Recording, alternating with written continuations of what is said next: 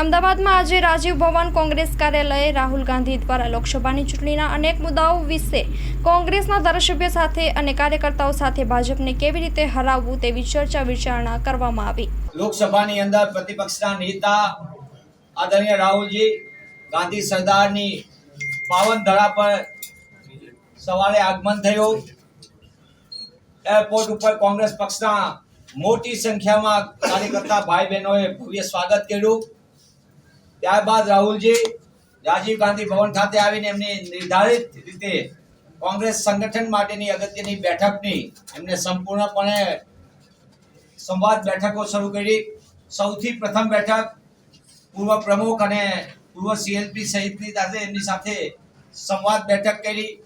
કોંગ્રેસ પક્ષના સંગઠનમાં એમના વર્ષો જૂના અનુભવને અને એમને એમના કામગીરી અંગેની અને આગામી દિવસોની અંદર સંગઠનમાં શું કરી શકાય તેના બાબતની એમની સાથે સંવાદ બેઠક કર્યો।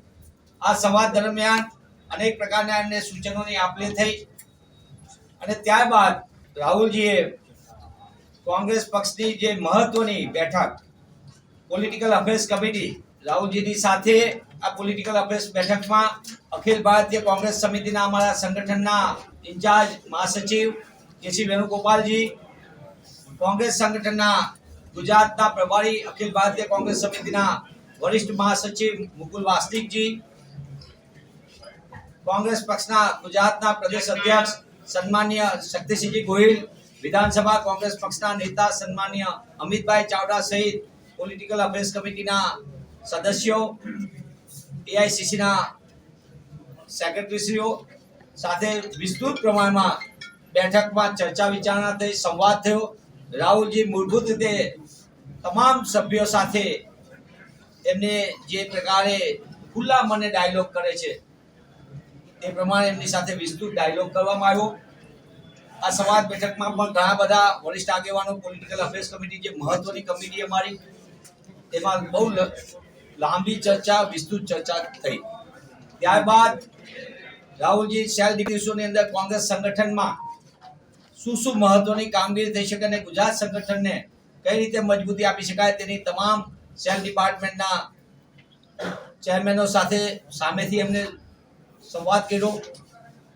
રાહુલજીની આ ત્રણેય બેઠકની અંદરનો સૂરમાં કોંગ્રેસ સંગઠનને મજબૂતી આપવા માટે ક્યાં નવા પ્રકારના કાર્યક્રમો કરી શકાય, આગામી દિવસોની અંદર કોંગ્રેસ પક્ષના સંગઠનના માધ્યમથી મજબૂતી આપીને ગુજરાતના નાગરિકોને કેવી રીતે ન્યાય આપી શકાય, ગુજરાતના નાગરિકોને પડતી મુશ્કેલી ખેડૂત હોય, નવયુવાન હોય, વિદ્યાર્થી હોય, મહિલાઓ હોય સહિત તમામને સર્વ નાગરિકોના ન્યાયના અધિકાર માટેની જે વાત જે કોંગ્રેસ પક્ષની નીતિ રીતિ રહી છે કે જ્યારે શાસન આવ્યું ત્યારે અમે સામાન્ય નાગરિકોના ન્યાય અધિકાર માટે કામ કર્યું છે। શિક્ષણનો અધિકાર હોય, રાઇટ ટુ એજ્યુકેશન, માહિતીનો અધિકાર હોય, રાઇટ ટુ ઇન્ફોર્મેશન, અન્ન સુરક્ષાનો કાયદો હોય, ફૂડ સિક્યુરિટી એક્ટ હોય, જંગલના જમીનના અધિકારનો કાયદો હોય સહિત અનેક કાયદાઓ, મનરેગા હોય, રોજગારનો ઐતિહાસિક કાયદો, આવા કાયદાની જેમ ફરી એક વખત ગુજરાતમાં કોંગ્રેસનું શાસન આવે આગામી દિવસોની અંદર અને એ શાસનમાં લાવવા માટે કોંગ્રેસના સંગઠનને મજબૂતી માટે રાહુલજીની આ યાત્રા, આ પ્રવાસ એક મહત્વપૂર્ણ સાબિત થવાનો છે। આજે બપોર બાદ રાહુલજીની બેઠક સંવાદ બેઠક થશે જિલ્લા પ્રમુખો સાથે, શહેર પ્રમુખો સાથે, જે સંગઠનની સીધી જવાબદારી અને સૌથી મહત્વની છેલ્લી બેઠક સંગઠન માટેની થશે એ બેઠક હશે તાલુકા પ્રમુખશ્રીઓ અને નગર પ્રમુખશ્રીઓ સાથે થશે, કારણ કે તેમની સીધી જવાબદારી આ તાલુકા કક્ષાએ છે।